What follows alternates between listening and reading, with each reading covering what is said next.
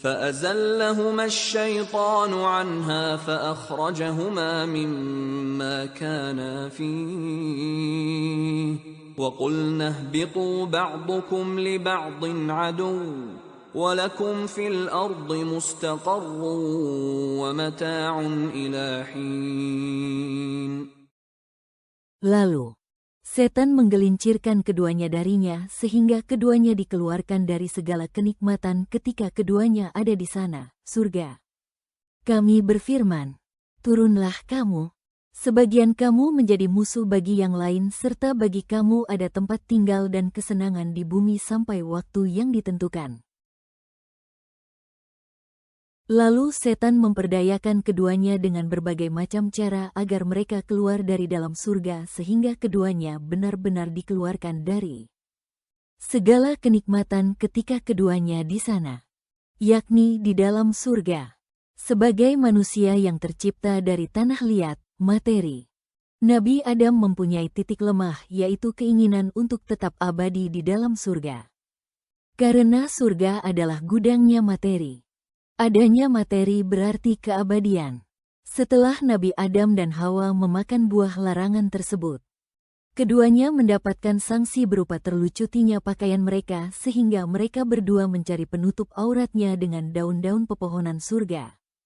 Di samping itu, Allah memerintahkan mereka untuk turun ke dunia. Dan kami berfirman, turunlah kamu, sebagian kamu menjadi musuh bagi yang lain, yakni antara manusia, Nabi Adam, dengan setan.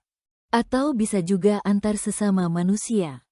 Dan bagi kamu, manusia dan setan, ada tempat tinggal dan kesenangan di bumi sampai waktu yang ditentukan, yakni hari kiamat.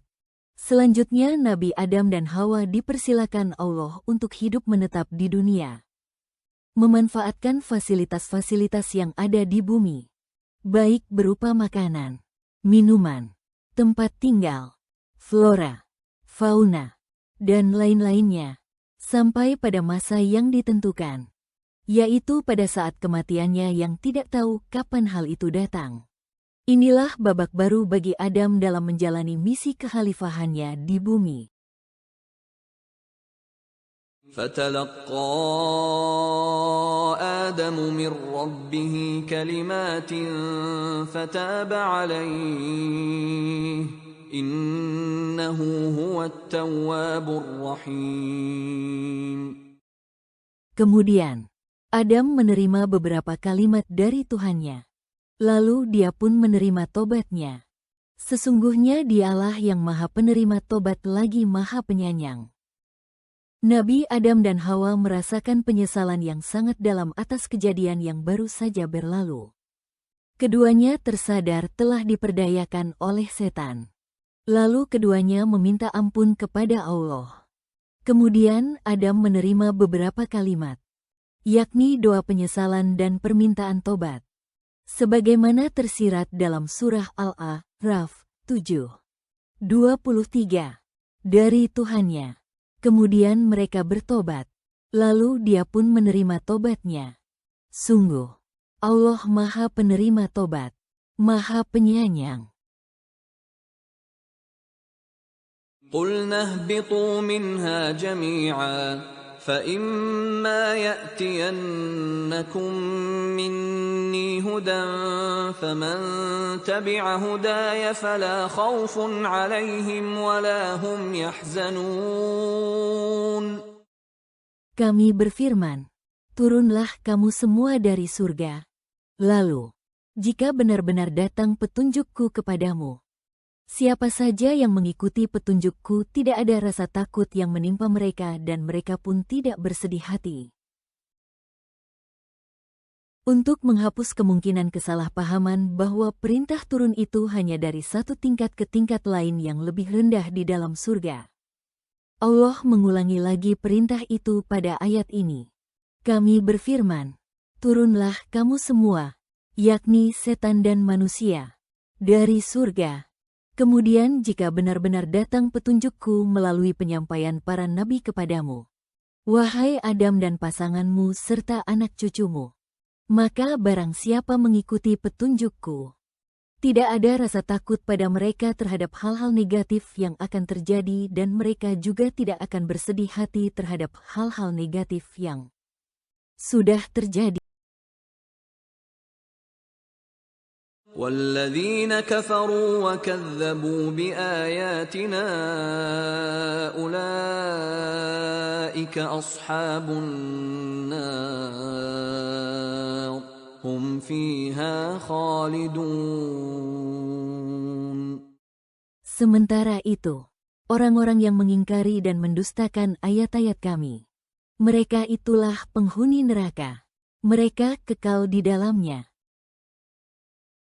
Adapun sebaliknya, orang-orang yang kafir dan mendustakan ayat-ayat kami dan enggan bertobat, mereka itu penghuni neraka. Mereka kekal di dalamnya bukan saja karena mereka kafir, tetapi juga karena mereka mendustakan ayat-ayat kami, yakni tahu dan mengerti ayat-ayat kami, tetapi menolaknya. يا بني إسرائيل اذكروا نعمتي التي أنعمت عليكم وأوفوا بعهدي أوف بعهدكم وإياي فارهبون. Wahai Bani Israel, ingatlah nikmatku yang telah aku berikan kepadamu dan penuhilah janjimu kepadaku.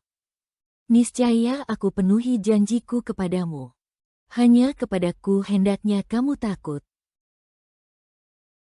Ayat ini dan beberapa ayat setelahnya berbicara tentang Bani Israel, yakni anak keturunan Israel, nama lain dari Nabi Yakub, cucu Nabi Ibrahim. Mereka juga dikenal dengan sebutan Yahudi. Wahai Bani Israel, ingatlah dan renungkanlah nikmat-nikmatku yang telah aku berikan kepadamu dan nenek moyangmu seperti turunnya petunjuk-petunjuk ilahi, penyelamatan dari musuh-musuhmu, dan lain-lain. Dan penuhilah janjimu kepadaku yang telah kamu nyatakan di dalam jiwamu. Niscaya aku penuhi pula janjiku kepadamu dengan memberi keselamatan dan kesejahteraan hidup di dunia serta pahala dan surga di akhirat nanti. Dan takutlah serta tunduklah kamu hanya kepadaku saja. وآمنوا بما أنزلت مصدقا لما معكم ولا تكونوا أول كافر به ولا تشتروا بآياتي ثمنا قليلا وإياي فاتقون.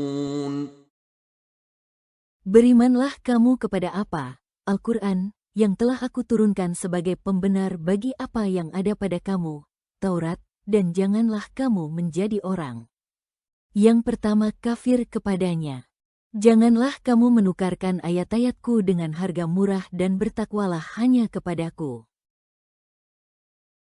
Tuntunan pada ayat di atas dipertegas lagi dengan mengajak mereka memeluk Islam yang dibawa oleh Nabi Muhammad. Dan berimanlah kamu kepada apa, yakni Al-Quran, yang telah aku turunkan kepada Nabi Muhammad yang membenarkan apa, yakni Taurat, Zabur, dan lain-lain yang ada pada kamu. Dan janganlah kamu menjadi orang yang pertama, yakni yang paling gigih dan paling keras mengingkari dan kafir kepadanya. Janganlah kamu jual, campakkan, atau tukar ayat-ayatku dengan kemegahan duniawi dan dengan harga yang pada hakikat murah walaupun tampak mahal. Dan bertakwalah hanya kepadaku. Sebab dengan itu kamu akan dapat menjalankan perintahku dan meninggalkan laranganku, sehingga kamu tidak terjerumus dalam kesesatan. ولا تلبسوا الحق بالباطل وتكتموا الحق وأنتم تعلمون. Janganlah kamu campur adukkan kebenaran dengan kebatilan dan jangan pula kamu sembunyikan kebenaran, sedangkan kamu mengetahuinya.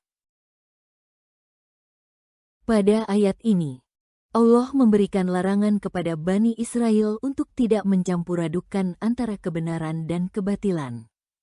Dan janganlah kamu, wahai Bani Israel, campur-adukan kebenaran dengan kebatilan dengan memasukkan apa yang bukan firman Allah ke dalam kitab Taurat. Dan janganlah kamu sembunyikan kebenaran firman-firman Allah seperti berita akan datangnya Nabi Muhammad. Sedangkan kamu mengetahuinya. Orang-orang Yahudi menyembunyikan berita tentang kedatangan Nabi Muhammad yang termaktub di dalam Taurat dengan maksud untuk menghalangi manusia beriman kepadanya.